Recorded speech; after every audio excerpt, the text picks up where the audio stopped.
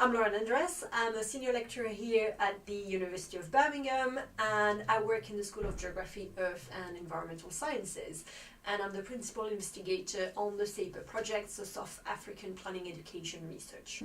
The project that we're doing under this grant is looking at the appropriateness, the usefulness, the applicability of the planning curriculum within the South African university system, but also with links to the UK system as well. The SAPER project is funded both by the ESRC, so Economic and Social Research Council here in the UK, and it's also funded by the NRF, the National Research Foundation in South Africa. And it's a collaboration between the University of Birmingham and the University of the Free State, both the Geography Department and the Urban Regional Planning Department. So our project sits with this idea of deconstructing the curriculum of urban planning in South Africa, but also reflecting on the implications for the UK, because you probably know that the UK has one of the highest number of international students in Europe. So there's a lot of work and issues for us when we're working with the students and we want to understand the implications. We're wanting to find out whether in fact what we're teaching the students as part of the planning curriculum is in fact useful, is applicable, what is something that they can use when they are formal planners, and whether it's actually adding to the practice of planning in South Africa.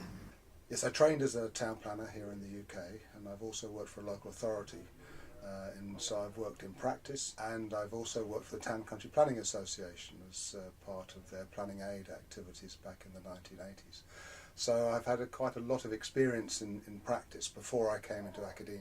Looking at land use management, but also starting to look at spatial economy of towns, and also doing quite a bit of that research being for private or professional organisations. My background is in land use planning and spatial planning. I have an interest in policy dimension of how planning operates, in GIS and planning, placemaking, and how policy feeds into practice. As part of my research, I run a Playful Methods lab which explores new and innovative techniques for qualitative research, exploring the interface between qualitative methods, technology, and indeed a degree of quant research as well. My interest is in food systems planning, food security, and then also green infrastructure, especially trees and their value in the theories of placemaking. I am architect and urban planner by training.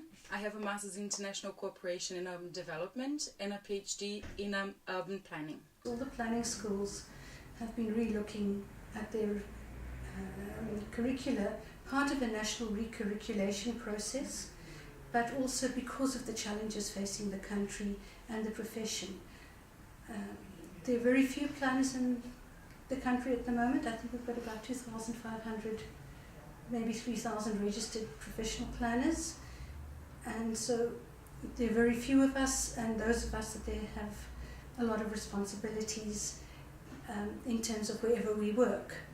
So something I think which is very important to mention from the start is this project is not about us, the University of Birmingham, the School of Geography, the UK team, to come to South Africa and essentially start to say, oh, we're going to have a look at your curriculum and tell you what to do. It's really interesting, I think, to look at the differences, commonalities and differences, but not only here but also over in South Africa, and see whether or not planning education is really fit for purpose for those students coming from different countries. And I've organised the database that we are using right now. So I'll be soon going to South Africa for field work to do some interviews with practitioners. My main role in the project has been to develop the teaching app, which is designed to allow students from South Africa and the UK to compare their cultural experiences of the problems and challenges facing cities. Every day here in Birmingham, when I teach students, half of the students in front of me are not from the UK. So we need actually to really reflect us as UK academics on what it means to teach planning to students who are not coming from the same context. Well, I see it as a reciprocal thing, because we've often been perhaps too keen to focus ostensibly on the UK dimension, and there's probably a real opportunity for us to broaden our purview really, and look at how the different challenges that other countries are facing, and how the planners there are trying to mitigate some of these challenges and trying to wrestle with them, and then we can bring that knowledge back into the education here. We do get a bit caught into teaching our country's system of planning, and I think there needs to be a lot more of this kind of comparative understanding of what is the difference between how the French planning system, the German planning system, the UK planning system, America versus South African. And I'm noticing a lot in practice that South African practitioners struggle to think beyond the South African system, and when they do think beyond it, they basically try cut and copy an international system. I think it's important, whilst we're looking at the South African planning education system, I think we shouldn't lose sight of the fact that that's a useful exercise to enable us to reflect on our own planning education. I think it's very useful to see the planning education system through your own planning education system through a different lens. So I think our role and involvement with the South African project will enable us to reflect on how we deliver the planning curriculum in the UK.